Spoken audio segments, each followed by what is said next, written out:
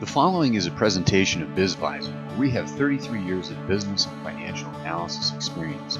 These are our offices at 1087 Stone Ridge Drive in Bozeman. Today we're going to talk about the 10 questions that every business seller must ask a buyer. Hi, this is Russ Squire from BizVisor, and I just wanted to talk to you for a little bit about the 10 questions that a business seller has to ask a buyer. And these are 10 very important questions.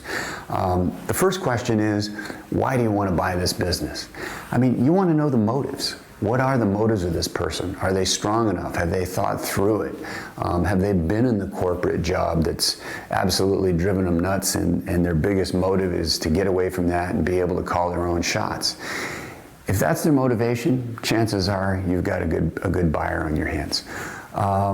Does their spouse and family support the purchase of the business? Now that's huge, because when you're going to start running your own business, as you well know, you're working 6 days a week, 8, 10-hour days, sometimes longer.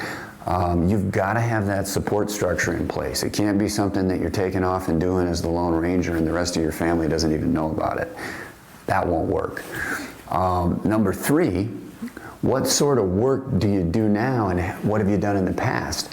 Now, those types of questions are real important because you want to establish that the person has got the skill sets and the background to successfully move into the position to run the business that you've built. And I think that can be pretty well ferreted out with that question and a little conversation about their past work, their current work, and their skill sets. Number 4, are you buying the business for yourself or someone else? Do you have partners? It's important to know as a seller that you're talking to all the decision makers, the key decision makers, the people that are going to be putting up money and are going to have skin in the game. If you're not, then you're either wasting your breath or you're going to have this meeting multiple times. Better to have all the business buyers in front of you at the same time so everybody gets on the same page. Number 5, how much annual income are they accustomed to earning?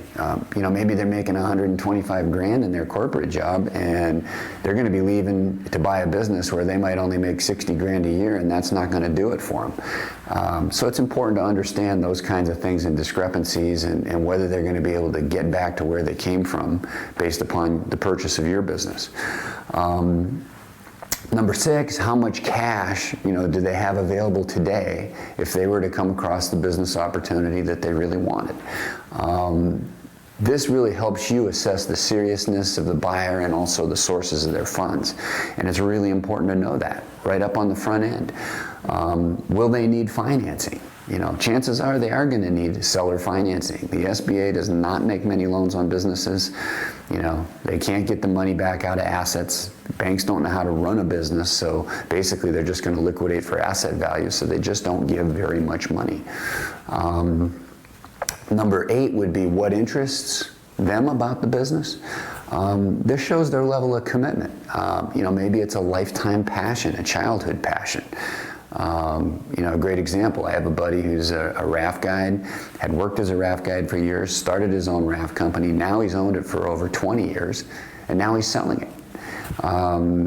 But it was a lifelong passion, he enjoyed doing it. And so he was able to show up every day for over 20 years and really knock it out, get that done. I think the other, big question is, what are some of the other goals that they want to accomplish by buying this business? This answers the emotional commitment question.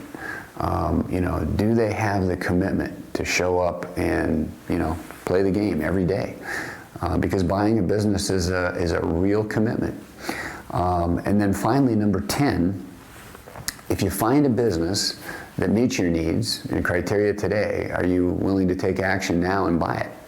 You want to make sure that you've got a ready, willing, and able buyer that's committed to the process. And if the answer to that question is yes, you know that they could pounce on that opportunity. And now it's just a matter of going through the due diligence process. So those are, my 10 questions that I think a business seller really needs to ask a buyer in the first meeting. So for BizVisor, this is Russ Squire. Thanks for listening.